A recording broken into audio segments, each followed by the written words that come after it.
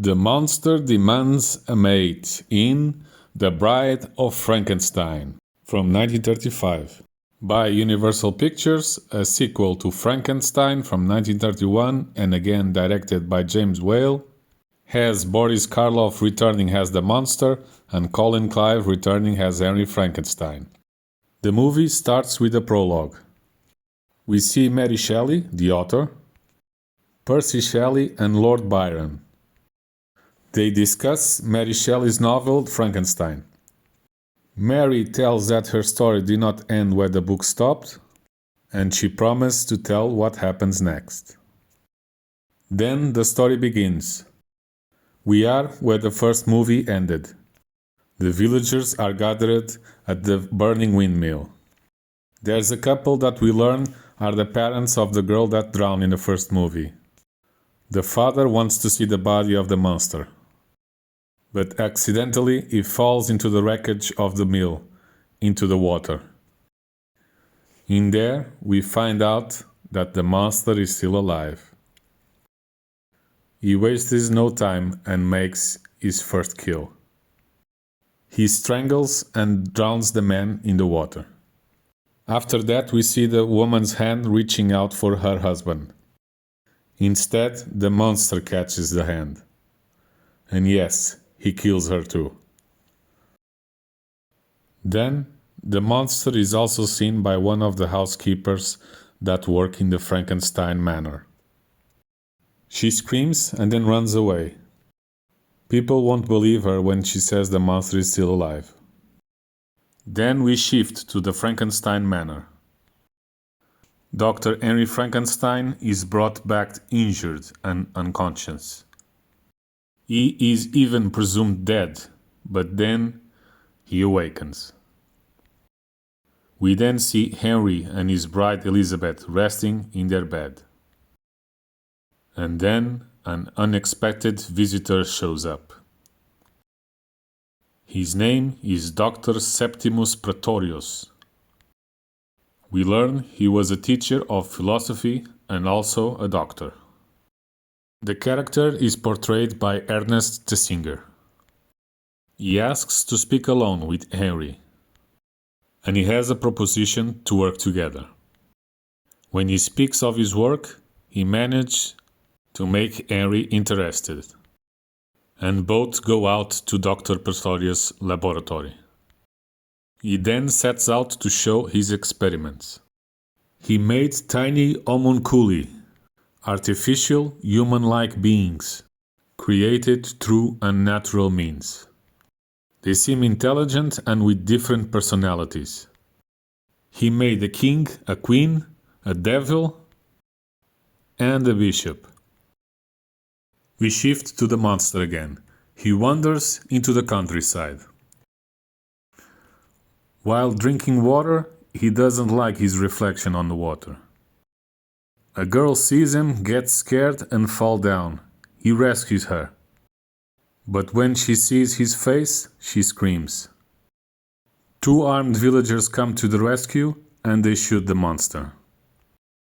They injure himself on the arm, but he runs away. The mob pursues him. He tries to fight back, but he ends up being caught. The mob tied the monster to a stick and then throw him in the wagon and take him to the village. Then the monster is taken to the prison and he is been left in chains, which could not hold him. He breaks the chains and runs away. Then he finds a hut in the woods. The monster was drawn by music. An old blind man was playing violin in his home. The music made the monster smile for the first time. The blind man notices his presence and invites him in. They start to bond. He feeds the monster and then gives him a place to sleep. And the blind man thanks God he finally has a friend. And that makes the monster cry. The next day, they keep having a good time in each other's presence, and the blind man teaches the monster how to speak. Basic things like the food and the drink that they are eating, what is good, what is bad, and even offers the monster a cigar. The monster then asks the blind man to play music for him, and he seems very happy while listening to it. But then two lost villagers come by to ask for directions, and they see the monster. They start a fight, and eventually the hut is set on fire. The villagers escape with the blind man, and the monster eventually escapes as well. The violence shatters the monster's brief experience of peace. We then shift to Pretorius. He and his two assistants are looking out for a body. After the work is done, his two assistants leave and Pretorius stays on the crypt celebrating by himself. And then the monster shows up. Pretorius offers him food and drink and tells the monster of his intention of making him a mate. The monster is thrilled with the idea. He then goes and finds Henry to talk to him about their collaboration. But Henry changed his mind. He doesn't want any involvement. Pretorius then calls the monster that was outside to persuade Henry. But Henry resists. The monster then, after going out, kidnaps Elizabeth. Without means to rescue Elizabeth, Henry then agrees to work with Pretorius. And they set out to work in the Tower Laboratory that was destroyed in the first movie, but in here it appears again. Without any explanation, it seems like a continuity error. The laboratory sequence is theatrical and exaggerated, blending horror with spectacle, lightning, machinery, and religious symbolism merged to suggest humanity playing God once again. They release the kites in the air to catch the storm, so it brings electricity to the body. The same way they brought life to the monster in the first movie.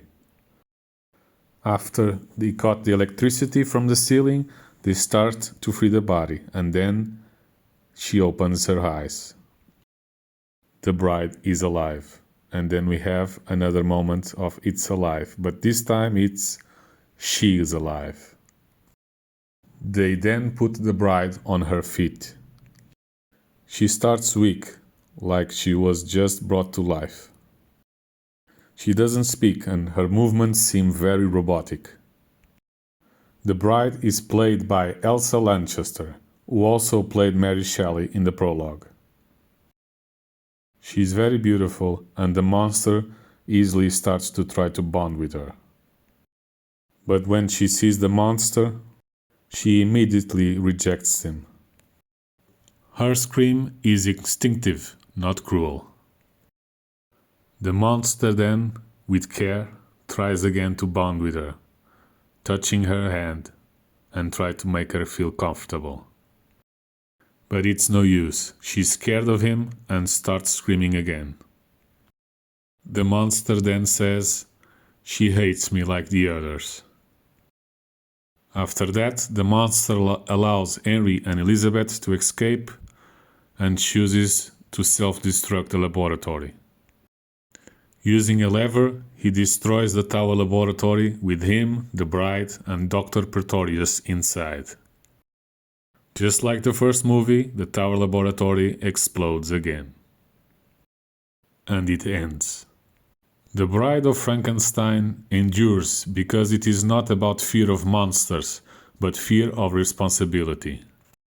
Each scene builds towards the idea that creation without compassion leads only to suffering, making the film as relevant today as it was in 1935.